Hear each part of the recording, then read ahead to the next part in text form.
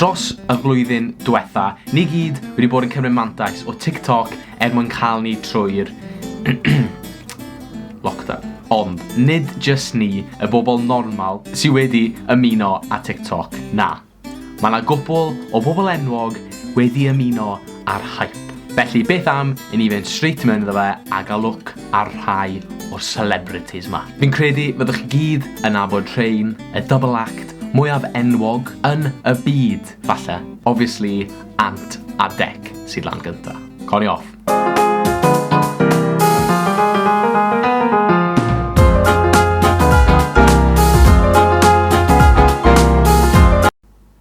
Nawr, oedd yna'n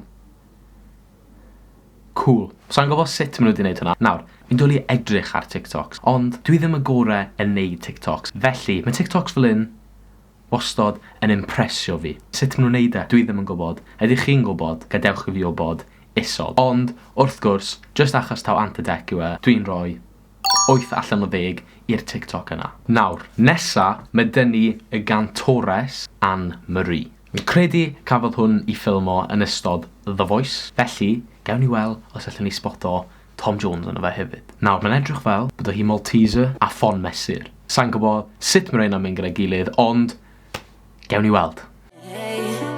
Dwi wedi spoto Tom Jones yn barod yn y cefndir Rewind achos taw Tom Jones yw fe. Don't play games, don't play games with my heart.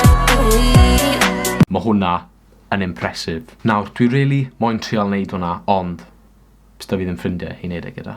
Nawr, so'n credu oedd hwnna'n quite mor dda ar TikTok gynta, ond oedd e dal yn ytha cool ac wrth gwrs oedd Tom Jones yn y fideo. Felly, dwi am roi 7 allan o 10 i'r TikTok yna. Right, nesa, mae dyn ni Will Smith. Gan taw Will Smith yw hwn, dwi'n erfyn rhywbeth really, really cool.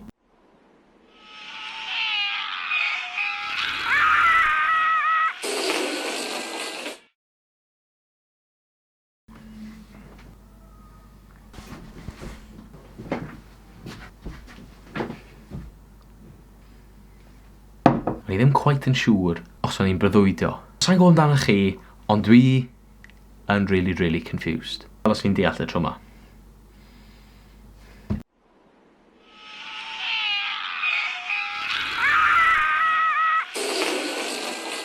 Na, dwi ddim yn aml pan mae yna sefyllfa'n codi a sda fi ddim byd i ddweud. Dwi'n licio siarad, ond ar ôl gwylio hwnna, dos da fi ddim geiriau. Newn ni jyst symud mlaen. Nawr, nesa, mae dyn ni TikTok o Gordon Ramsey. Dwi bach yn nerfus am hwn. Gobeithio bod na ddim rhegi yna fe, achos ni gyd yn gwybod beth mae Gordon Ramsey fel.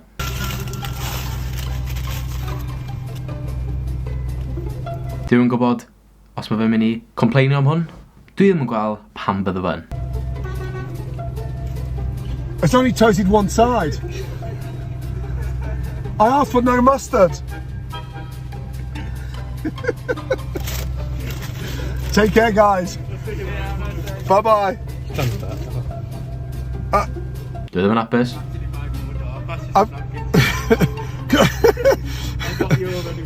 It looks like something out of Harry Snotter.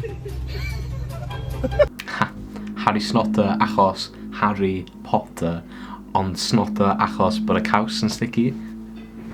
Yn comedian. Take care, guys. Be good. Is that English or French mustard?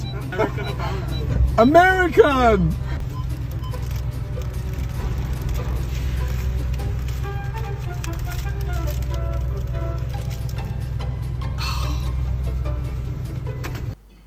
Wedi taflu'r bwyd yn y bin. Nawr, oedd y TikTok na'n ytha ffynnu nes bod e yn taflu'r bwyd yn y bin. O hwnna, bach yn wrong. 4 allan o 10 i hwnna, ond -2 achos rhaid i gwastraffu bwyd. Felly dyna ni am y TikToks heddi. Gobeithio wnaethoch chi mwynhau gweld rai o'r celebrities sydd wedi bod yn mwynhau TikTok fel i ni, pobl normal, wedi bod yn neud dros y flwyddyn diwetha. Cofiwch os nag eich wedi yn barod i danysgrifio isod ac wrth gwrs i hoffi'r fideo. Newch yn siŵr bod chi'n hoffi'r fideo, please.